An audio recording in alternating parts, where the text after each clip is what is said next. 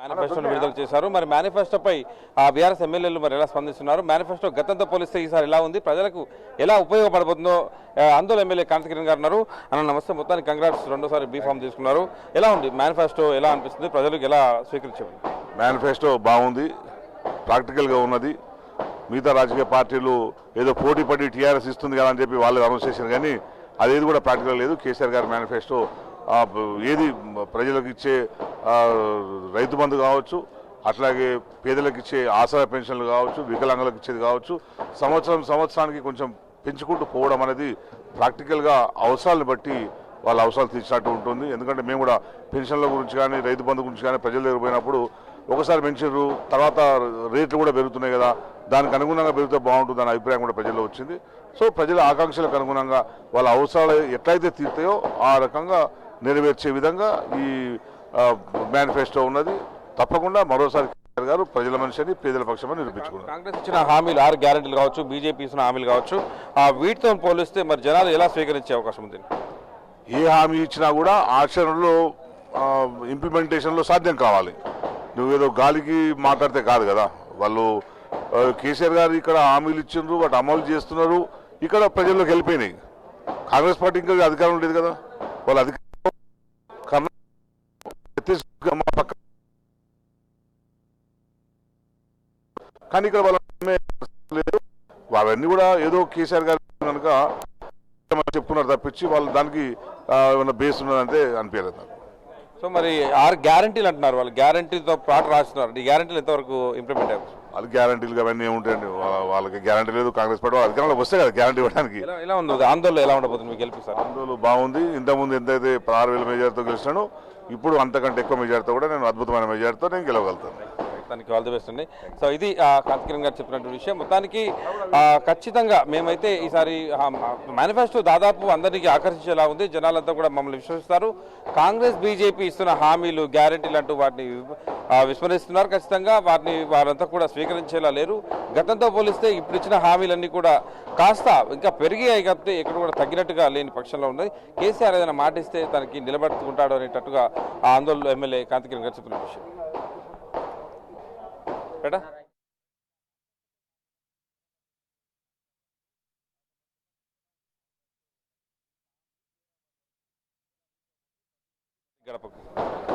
తప్పకుండా గౌరవ ముఖ్యమంత్రి గారు ఈరోజు ప్రజలకు అనుకూలమైనటువంటి వారి యొక్క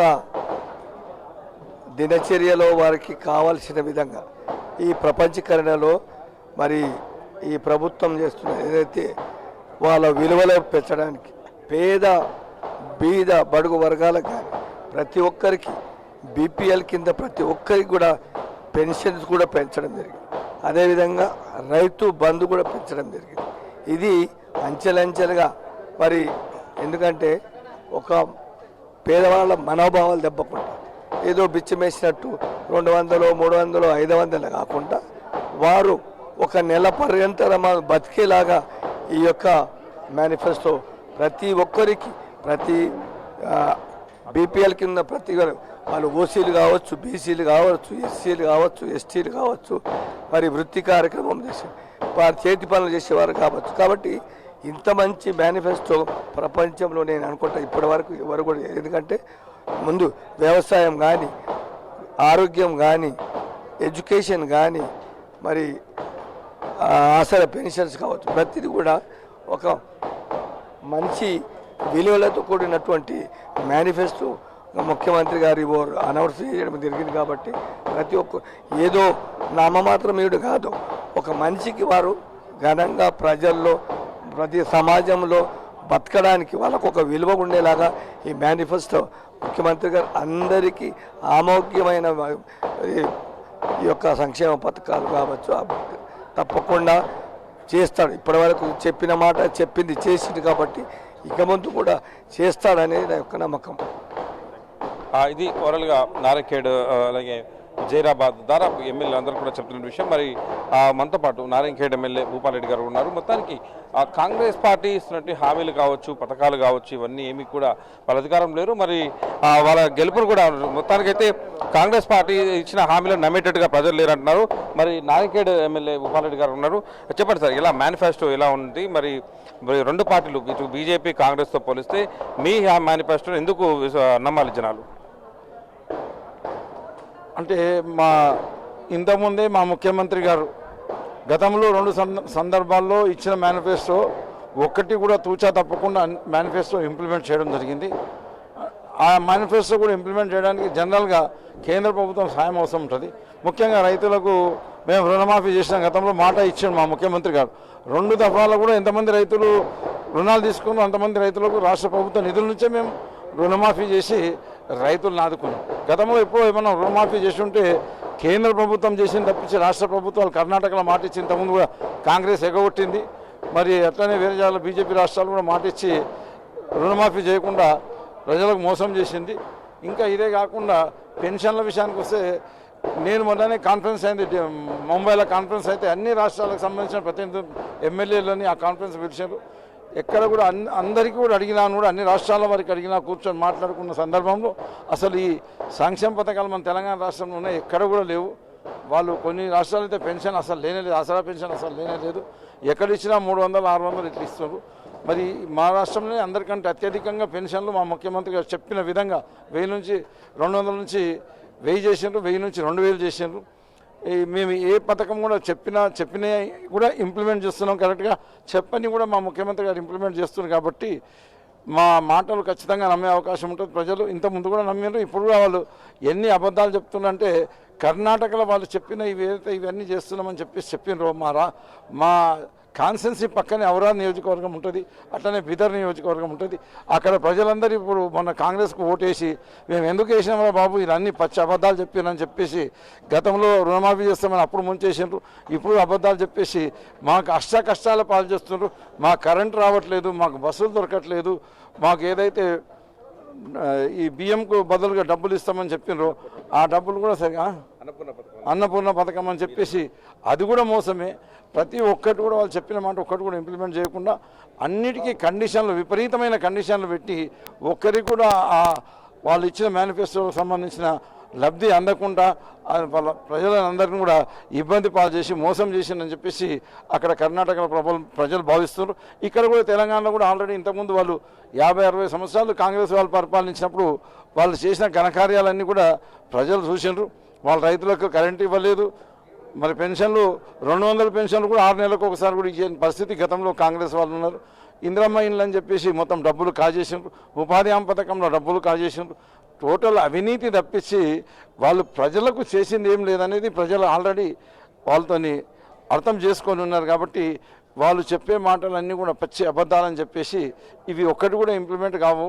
కేవలం ముఖ్యమంత్రి కేసీఆర్ గారు చెప్తేనే చెప్పిన మాట ప్రతి ఒక్క మాట ఇంప్లిమెంట్ చేస్తారనే నమ్మకం ప్రజలకు ఉంది.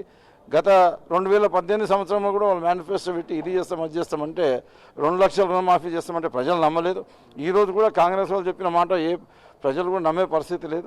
కేవలం మా ముఖ్యమంత్రి కేసీఆర్ గారు పేదల మనిషి, రాష్ట్రంలో సంపదను పెంచాలి, పేద ప్రజలకు పంచాలనే ఆలోచనతో వారు ముందుకు పోతున్నారు. మరి మెడిసిన్ విషయంలో కూడా ఈరోజు 15 లక్షలు, ఆరోగ్యశ్రీ 15 లక్షలు పెంచడము, మేము సీఎం రిలీఫ్ ఫండ్ కూడా ఎవరైనా ఇబ్బంది ఉంటే సీఎం రిలీఫ్ ఫండ్ ఇప్పించడం, కానీ ఇవన్నీ హాస్పిటల్ పెంచడము, పేద ప్రజలకు ఉచితంగా వైద్యము, పేద ప్రజలకు ఉచితంగా విద్య. ఈరోజు అగ్రవర్ణాలలో కూడా ఎంతోమంది పేదవాళ్ళు ఉంటారు. అగ్రవర్ణాల గురించి ఆలోచించిన ఏ రాష్ట్రం కూడా లేదు. అగ్రవర్ణాలకు కూడా నియోజకవర్గానికి అగ్రవర్ణాల పేదలకు ప్రతి నియోజకవర్గానికి ఒక స్కూల్ పెట్టడం మూలంగా ఎవరైతే అగ్రవర్ణాల పేదలు ఉన్నారో వాళ్ళకు ఎడ్యుకేషన్ విద్యగా ఉండే ఈరోజు మిగతా అన్ని కులాలకు అంటే మిగతా అన్ని క్యాస్ట్కు కూడా ఎడ్యుకేషన్ అండ్ రెసిడెన్షియల్ స్కూల్ కానీ ఇవన్నీ కూడా స్థాపించడం జరిగింది. కానీ వీళ్ళకు మాత్రం అక్కడ అవకాశం లేదు, రిజర్వేషన్ ఉండడం మూలంగా వీళ్ళకి అవకాశం లేదు. కాబట్టి వాళ్ళకు కూడా అందులో పేదలు ఉన్న వాళ్ళకు కూడా అవకాశం కల్పించే కొరకని మా ముఖ్యమంత్రి గారు చాలా ప్రతి ఒక్క స్కీమ్ కూడా ఈ దేశానికి ఆదర్శంగా ఉంటుంది. మా స్కీమ్లు ఇప్పటికే బీజేపీ వాళ్ళు కూడా కాపీ చేసినారు, కాంగ్రెస్ వాళ్ళు కూడా కొన్ని రాష్ట్రాల్లో కాపీ చేసినారు, ఇంకా వేరే పార్టీల వాళ్ళు కూడా ఇతర రాష్ట్రాల్లో కూడా మా సీఎం గారిని ఆదర్శంగా తీసుకొని ఇదంతా చేస్తుండు. సీఎం గారు చెప్పిన ప్రతి ఒక్క మాట ఇంప్లిమెంట్ చేసిండు. సాగుకు నీళ్ళు ఇస్తాన్నాడు, ఇచ్చిండు. తాగుకు నీళ్ళు ఇస్తాన్నాడు. ప్రతి ఇంటికి నల్లా పెట్టి నీళ్ళు ఇస్తాన్నాడు.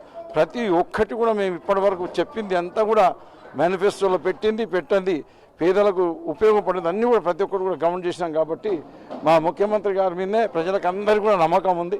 ఈసారి ఖచ్చితంగా సెంచరీ 100 సీట్లు ఖచ్చితంగా గ్యారంటీగా మా బీఆర్ఎస్ పార్టీ గెలవబోతుందని చెప్పేసి, ముఖ్యమంత్రి గారు హ్యాట్రిక్ ముఖ్యమంత్రి కాబోతుందని చెప్పేసి కాంగ్రెస్ బీజేపీలని నమ్మే పరిస్థితుల్లో ఇక్కడ ప్రజలు లేరని చెప్పి తెలియజేస్తాయి.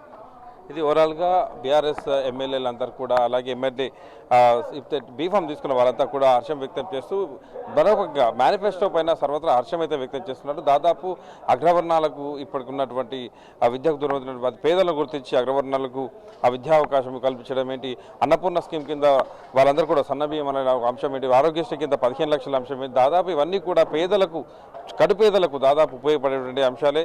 దాదాపు సో ఇవన్నింటినీ కూడా ప్రజలు గ్రహిస్తున్నారు. ప్రజలు ఇవన్నిటి కూడా స్వీకరిస్తారు. ఖచ్చితంగా అనుకున్నట్టుగానే 100కు 100 సీట్లు మాకు ఇస్తారనే ఒక ధీమాతో ఇటు బీఆర్ఎస్ ఎమ్మెల్యేలు అలాగే ఎమ్మెల్యే అభ్యర్థులు అందరూ కూడా ఉన్నటువంటి పరిస్థితి. ఇది ఓవరాల్గా ఎమ్మెల్యే ముఖ్యమంత్రి కేసీఆర్ బీఆర్ఎస్ మేనిఫెస్టో ప్రకటించిన తర్వాత ఎమ్మెల్యేల స్పందన. కెమెరా పర్సన్ రఘుతో మహేందర్ రెడ్డి, హైదరాబాద్.